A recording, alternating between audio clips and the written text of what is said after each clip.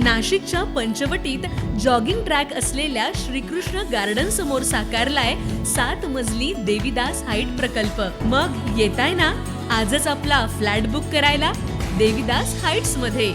आमचा मोबाईल क्रमांक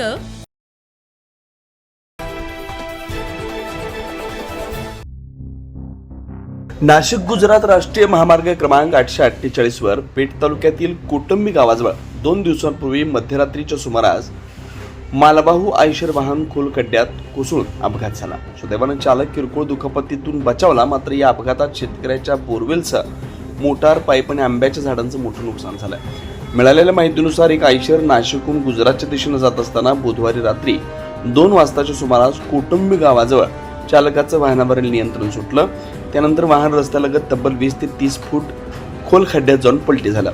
या ठिकाणापासून काही अंतरावर जिल्हा परिषद प्राथमिक शाळा असल्यानं मोठा अनर्थ टळला। वाहनातील अवजड साहित्य शेतात पडल्यानं मयूर भुसारे यांच्या बोरवेलचं मोठं नुकसान झालं। तसेच 4-5 वर्षापूर्वी लावलेली सुमारे 15 ते 20 आंब्याची झाडं वाहनाच्या धडकीत भुईसपाट झाली। या अपघातात शेतकरी मयूर भुसारे यांचं तब्बल 1.5 लाख रुपयांचं नुकसान झालंय। मोठ्या कष्टानं उभारलेले सर्व काही क्षणात उद्ध्वस्त झाल्यानं आमच्यावर आर्थिक संकट ओढवलंय। दरम्यान कोटंबी परिसरातील धोकादायक वळणावर रस्त्यालगत असलेल्या खोल खड्ड्यांमुळे वाहन चालकांच्या सुरक्षिततेचा प्रश्न निर्माण झालाय। संबंधित विभागाने या ठिकाणी तातडीनं सुरक्षात्मक उपाययोजना कराव्यात अशी मागणी स्थानिक नागरिकांकडून केली जाते।